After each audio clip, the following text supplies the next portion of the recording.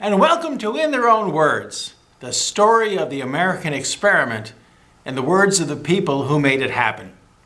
Hi, I'm your host, Pete Fenzel, and we're really happy that you chose to join us for today's episode. We've got a spectacular episode this time around. We're going to do a dozen great American quotations from the American story, and each one is something that every American should know by heart. And it explains a lot about our country's past and who we are as Americans today. All I'm going to do is to provide some context around the quotations to help you understand the circumstances during which they were made, why they were made, and what the significance might be. It's up to you to do the rest. These are by no means the only great quotations in America's past, but they're a pretty good mix and I hope you enjoy them. So let's get started. The first quotation comes from Patrick Henry. Now, revolutionary fervor was not confined to Boston in the spring of 1775. We've already seen that fervor from the last episode on Lexington and Concord, but it was all over the American colonies, and it was felt in Virginia particularly as prominent leaders in Virginia met in convention in March. And one delegate from that convention was a fellow named Patrick Henry. And he proposed a resolution to raise the militia and put Virginia into a posture of defense against the Redcoats. Now, of course, the traitors and the Tories and the faint of heart among them urged patience and delay and to seek peace and submission to the king. So against this opposition, Patrick Henry rose to address the convention on the 23rd of March in 1775. And he concluded that speech with this powerful ending. "Gentlemen may cry peace, peace, but there is no peace. The war is actually begun. The next gale that sweeps from the north will bring to our ears the clash of resounding arms. Our brethren are already in the field. Why stand we here idle? What is it that gentlemen wish? What would they have? Is life so dear or peace so sweet as to be purchased at the price of chains and slavery? Forbid it, Almighty God! I know not what course others may take, but as for me, give me liberty or give me death." Patrick Henry was proven right. Less than a month later, the first shots of the Revolutionary War were fired at Lexington and Concord. Nathan Hale was an unlikely hero. He was more a scholar than he was a soldier. He graduated with honors from Yale, and he was only 18 years old. And then he enlisted in the Continental Army as a first lieutenant. Within a year, he was promoted to captain over a company of Rangers defending New York City. But in September of 1776, after the British had defeated the Continental Army in the Battle of Long Island, they were poised to invade Manhattan. General Washington asked for a volunteer to go behind enemy lines to determine when and where that invasion would occur. And Captain Hale was the only person who volunteered. And after a week of intelligence gathering, Hale was discovered by the British. He was arrested and sentenced to death by hanging as a spy. Now, the diaries of British officers who attended Hale's hanging report that Nathan died bravely with great composure and resolution. And his final words, "I only regret that I have but one life to lose for my country," concluded eloquent remarks that he made in support of the cause of American liberty. Now, his last letters to his mother and to another American officer who was a friend echoed this valor and devotion. But William Cunningham, the sadistic and sociopathic British provost marshal in New York City, destroyed the letters, both out of his vile hatred and to prevent Nathan Hale's example of firmness and courage from reaching and inspiring the Continental Army. Now, who among us today, if placed in the same position as Nathan Hale, would utter those same words. Now, Captain John Paul Jones was the most aggressive and successful American officer in the brand new U.S. Navy during the Revolutionary War. Daring and fearless, he sank, burned, and captured dozens of enemy ships. But the one naval action for which he is most renowned is his victory over the British frigate, the HMS Serapis, on December 23 of 1779, off the Yorkshire coast of England. Now, Captain Jones commanded the Bonhomme Richard, an old, slow, converted French merchant ship named in honor of Benjamin Franklin's Poor Richard's Almanac. The British frigate, the Serapis, was faster, far more maneuverable, and much more heavily armed. And during a 3.5-hour battle, the Serapis pounded the Bonhomme Richard to the point that cannonballs passed clean through both sides of the ship, through holes in her hull. The British captain called for Jones to surrender, and Jones replied, "I have not yet begun to fight." Ultimately, the skill, the tenacity, and the relentless courage of John Paul Jones and his men forced the British to surrender themselves, and Captain Jones transferred his command to the captured Serapis a day and a half later, when the battered Bonhomme Richard was too damaged to remain afloat. John Paul Jones died in Paris in 1792, and he was buried there. But in 1906, his remains were found and returned to the United States, where they were entombed with honor at the U.S. Naval Academy at Annapolis, Maryland. And during the ceremony at Annapolis, President Theodore Roosevelt eulogized Captain Jones as follows: "Every officer in our Navy should know by heart the deeds of John Paul Jones. Every officer in our Navy should feel in each fiber of his being an eager desire to emulate the energy, the professional capacity, the indomitable determination, and dauntless scorn of death which marked John Paul Jones above all his fellows." I don't think you can add anything to that. Captain James Lawrence was an accomplished, valiant naval officer. His combat record had earned him promotion to the rank of captain and the command of the frigate, the USS Chesapeake, during the War of 1812. The Chesapeake had been fitted out in Boston and left port on June the 1st of 1813, and immediately was engaged by the British frigate, the HMS Shannon, which was stationed off Boston's coast to blockade that particular port. Within minutes of engagement, the British gunnery had disabled the Chesapeake and mortally wounded Captain Lawrence. And as his life's blood spread on his quarterdeck, Captain Lawrence ordered his officers, "Don't give up the ship. Fight her till she sinks." The British boarded the Chesapeake and overwhelmed her crew, and the captured ship and the crew were taken to Halifax, Nova Scotia. When Captain Oliver Hazard Perry of the U.S. Navy heard that his good friend Jim Lawrence had been killed and the Chesapeake had been taken, he had a battle ensign made of dark blue cloth emblazoned in white with the words, "Don't give up the ship." 3 months later, in September of 1813, Perry flew that battle flag from his flagship, the USS Lawrence. He engaged a superior British squadron in the Battle of Lake Erie and destroyed and captured the British ships. That battle ensign is now kept at a museum at the U.S. Naval Academy at Annapolis. Now, Abraham Lincoln has a lot of great quotes, but this one is a particularly good one. He was nominated as the Republican candidate for U.S. Senate from Illinois at the party's state convention in 1858. He ran against Democrat Senator Stephen Douglas. Now, Douglas, like many Americans who feared civil war, sought some middle ground to compromise on the issue of slavery and its expansion into free states and territories. Lincoln, on the other hand, believed that middle ground did not exist, that compromise on the issue was not possible. Indeed, this new Republican Party had been founded to oppose slavery and its expansion.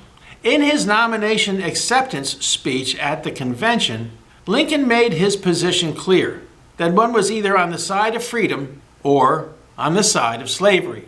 And he said, "A house divided against itself cannot stand. I believe this government cannot endure permanently half slave and half free. I do not expect the Union to be dissolved. I do not expect the house to fall. But I do expect it will cease to be divided. It will become all one thing or all the other." This speech frightened many who opposed slavery, but still did not want the country torn apart by civil war. And it probably cost Lincoln the election, but it accomplished two things. It propelled Lincoln into the national spotlight and earned him the Republican nomination for president 2 years later in 1860. But it also taught Lincoln a great lesson, that lagging public opinion had to be framed and made ready for fundamental changes that he sought. That he learned this lesson is best shown in the Gettysburg Address 5 years later, when he ennobled and transformed the Civil War into the struggle for a new birth of freedom. Now, for most of the Civil War, the Union armies were often outgeneraled by Confederates like Lee and Johnston, Jackson, and Longstreet. But in March of 1864, President Lincoln placed General Ulysses S. Grant in command of all Union forces. Grant and Lincoln were of one mind on the strategy needed to win the war. The Confederacy was running out of men. Grant's strategy was a war of attrition, employing the Union's superior numbers to engage simultaneously all Confederate armies in constant coordinated offensives. So in May of 1864, Grant began his overland campaign in Virginia. His objective was to destroy the Confederate Army, not to capture Richmond, the Confederate capital. After bloody fighting at Spotsylvania Courthouse, Grant reported to Secretary of War Edwin Stanton, "I propose to fight it out on this line if it takes all summer." Well, it took a little bit longer than that, but Grant's relentless, uncompromising winnowing of the Confederate forces resulted ultimately in Lee's surrender at Appomattox Courthouse on April 9th of 1865, and the successful conclusion of the Civil War. Now, Grant's tenacity and single-mindedness and his skill prevailed against all resistance and obstacles, and this has been an example to us Americans ever since. Now, perhaps the least impressive and least inspiring quotation from the great moments of the American story was that spoken by Alexander Graham Bell to his laboratory assistant, Thomas Watson. Mr. Bell had experimented to create a harmonic telegraph capable of sending 10 telegraph messages simultaneously along one wire. Watson built the devices according to Bell's specifications. The resulting technology inspired Bell to find a way to send the human voice over the same wire. And this device was the first telephone. On March 10th of 1876, Bell shouted into the mouthpiece of the transmitting device, "Mr. Watson, come here. I want to see you." Watson was listening on the receiving device in another room, and he heard Bell's voice spoken clearly and intelligibly. This was the first telephone call ever. Many billions of telephone calls later, it is hard for us to imagine a world without voice communications.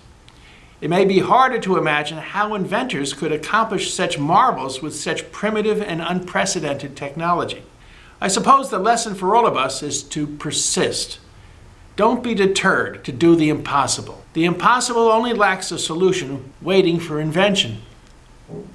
Now, among the most impressive and inspiring quotations from great moments in the American story was that spoken at the grave of the Marquis de Lafayette on July 4th of 1917. The Marquis de Lafayette was a 19-year-old French soldier and aristocrat who volunteered his services in the Continental Army during our Revolutionary War.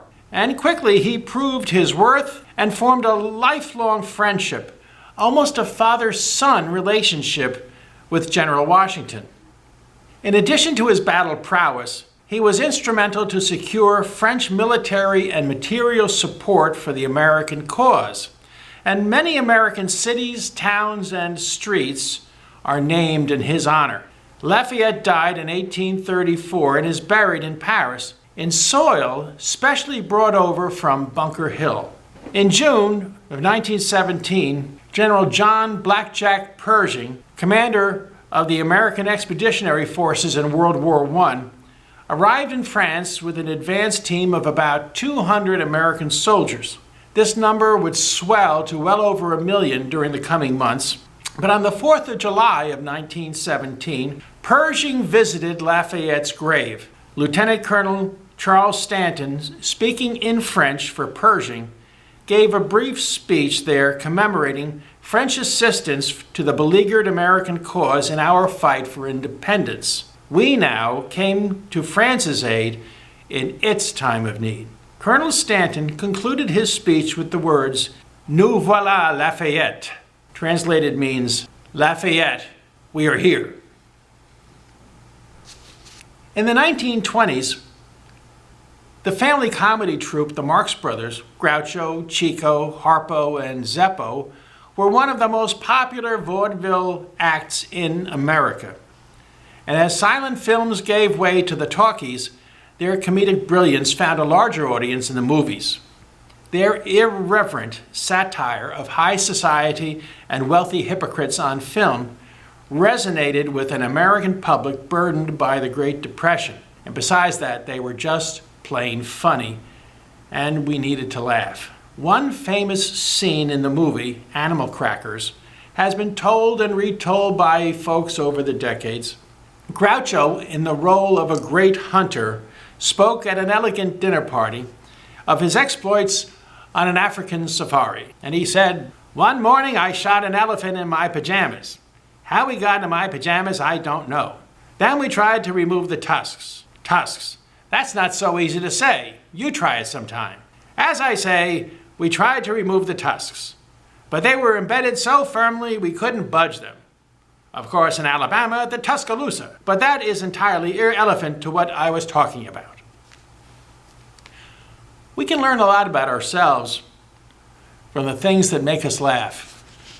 To understand the power of this next quotation, you need to understand a bit about the Battle of the Bulge in World War II. The American and the British armies had advanced eastward close to the German border by December of 1944. They had moved faster than the planners had expected, and their supply lines were badly stretched. But in mid-December, the German army launched a surprise attack through the Ardennes forest in Belgium against the lightly defended center of the American line. They advanced about 40 miles or so west, creating what on a map looked like a big bulge in the line, hence the name of the battle.